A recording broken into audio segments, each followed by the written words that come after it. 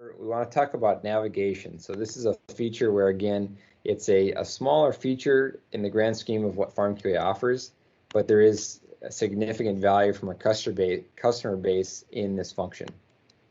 So what I mean by this is it's really twofold. One is that we can set field entrances per field, and then what we can do from there is we can navigate.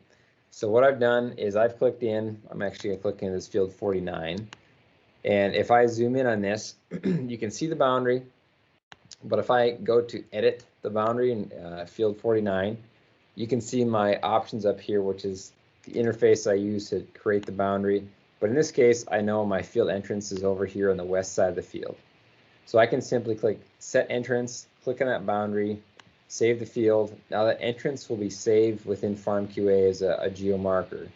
So what I can do with that data is a couple things. What you're seeing now is a representation of all the field entrances, and I've turned that on within this point section of the map details, so we can see holistically where all of our field entrances are, and that would do a couple things. It's allowing us to see which fields don't have entrances set. You can see where entrances are on more of a global scale, but from this view you can also click on an entrance, you can remove it or route to. Now, the more practical use case for this function is within the mobile application. So in the same sense that we created a field entrance for that field 49, we can view that on the mobile app. We do auto sync, but because I just added that layer, I'm going to do a sync so we can see this in real time. Click on field 49.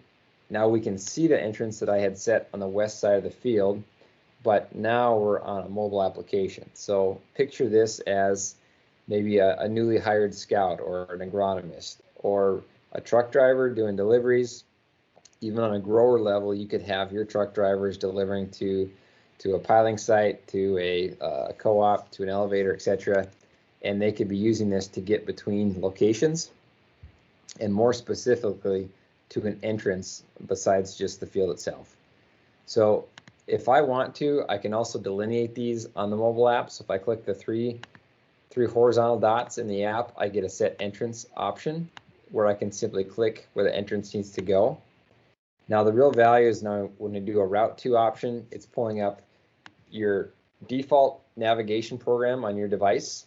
It's going to provide your current location, and now you get a view of whatever program that you use. You get the functionality that comes with the turn-by-turn directions, and you can be hands-off at this point to get to that field entrance.